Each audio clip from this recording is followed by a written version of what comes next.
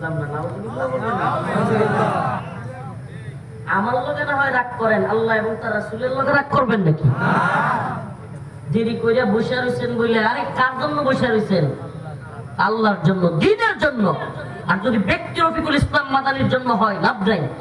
আল্লাহর জন্য, দ্বীনের জন্য যদি হয়, যে কোরআনের কথা শুনবো, দ্বীনের পক্ষে কথা শুনবো, এই জন্য যদি হয়, তাইলে লাভ আছে। তাইলে প্রতিটা মুহূর্তে সওয়াব কামাইছেন। বাহিরে গিয়া হয়তো গুনাহ করতেন, বাহিরে গিয়া হয়তো কেউ আল্লাহ না করুক বাজে অভ্যাস থাকলে বাজে কাজ করতেন। তো এখানে ছিলেন, রহমতের পরিবেশে ছিলেন, কোরআনের মজমায় ছিলেন। এই সময়টা আপনার আল্লাহর খাতার মধ্যে উঠে গেছে। এই সবর, এই যে কষ্ট করেছেন, সবর ধরেছেন, হুজুর কখন আসবে, যদি এটা আল্লাহর জন্য হয়, দ্বীনের জন্য হয়, ব্যক্তি রফিকুল ইসলাম মাদানির জন্য না হয়, তাইলে এটার সওয়াব আল্লাহর খাতায় উঠে গেছে। আপনার আমল নামায় অনেক বড় নেকি। প্রিয় ভাইরা আমার, বন্ধুগণ আমার, তো আল্লাহ রাসূল সাল্লাল্লাহু আলাইহি ওয়াসাল্লামকে গালি দেওয়া এটা কি স্বাধীনতা? বাক স্বাধীনতা? আপনার জবান আছে বলেই কি আপনি যাতা বলতে পারবেন? আপনার মুখ আছে বলেই কি আপনি যাতা বলতে পারবেন? আপনার কলম আছে বলেই কি আপনি যাতা লিখতে পারবেন? এটার নাম বাক স্বাধীনতা নয়।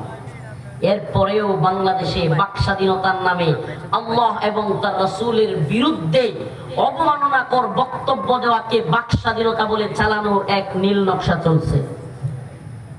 কয়টা বলবো বাবা? এই উম্মাকে কে সজাগ করবে?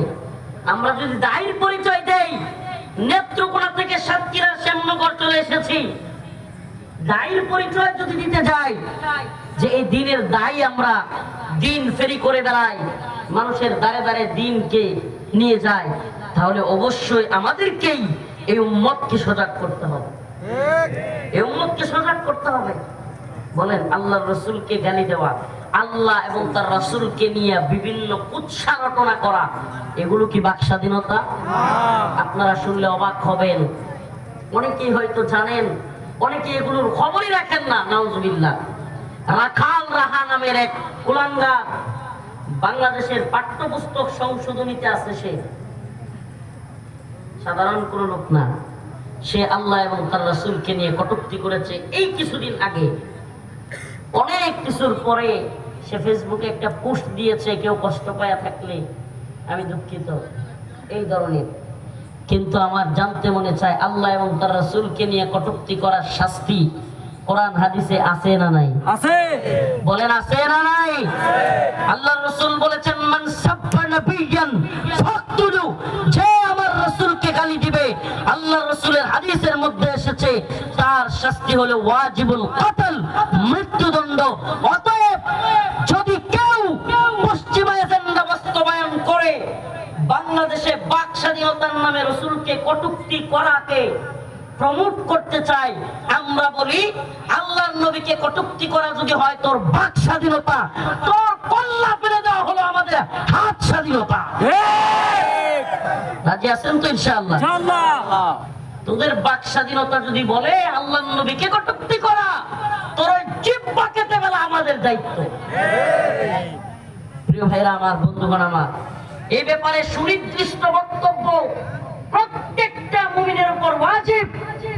এ ব্যাপারে সুস্পষ্ট কথা, সুস্পষ্ট আল্লাহর নবীর শাতেমদের বিরুদ্ধে কথা বলা, তার দিকে হাত তোলা, এটা আল্লাহর রাসূলের পক্ষ থেকে প্রত্যেকটা মুমিনের উপর ওয়াজিব।